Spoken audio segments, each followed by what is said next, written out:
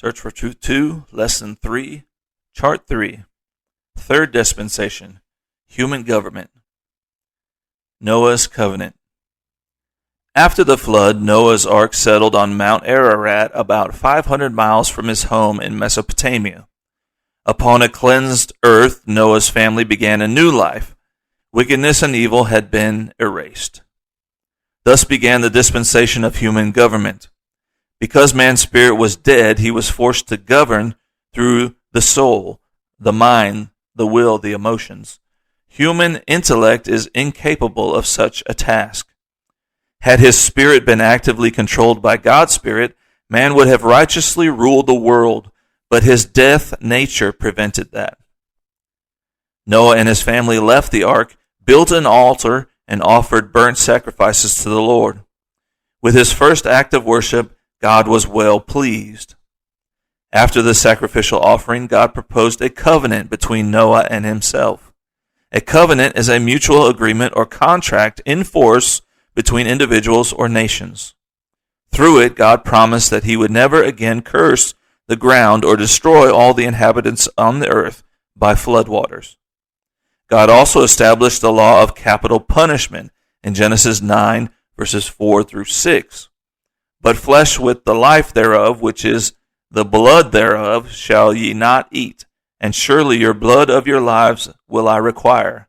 At the hand of every beast will I require it, and at the hand of man.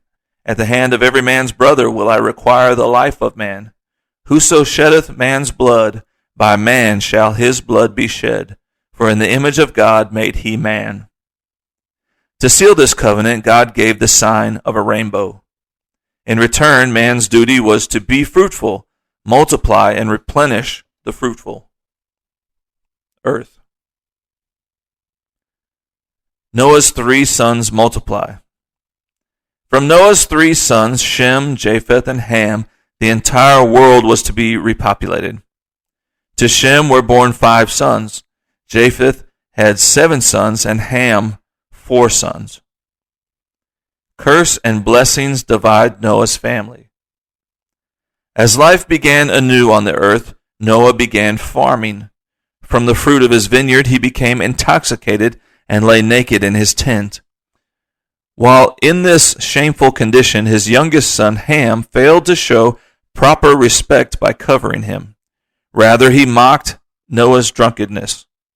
The older sons, Shem and Japheth, took a garment, laid it over their shoulders, and walked backwards into Noah's tent to cover his shame. By the spirit of prophecy, Noah exposed the lustful tendencies of Ham and his son Canaan. Genesis 9:25. Cursed be Canaan, a servant of servants shall he be unto his brethren. The curse would come through Canaan, although indirectly through Ham. Shem, meaning renown, would be exalted, and his descendants especially blessed. Through Shem's seed, God would reveal his saving name to the world. From his ancestral line would also come the promised Messiah. A blessing was also offered Japheth and his descendants. God shall enlarge Japheth, meaning his people would be numerous, prosperous, and productive. He shall dwell in the tents of Shem. This inferred that the Gentile descendants of Japheth would also share the blessings of salvation and redemption introduced by the Messiah.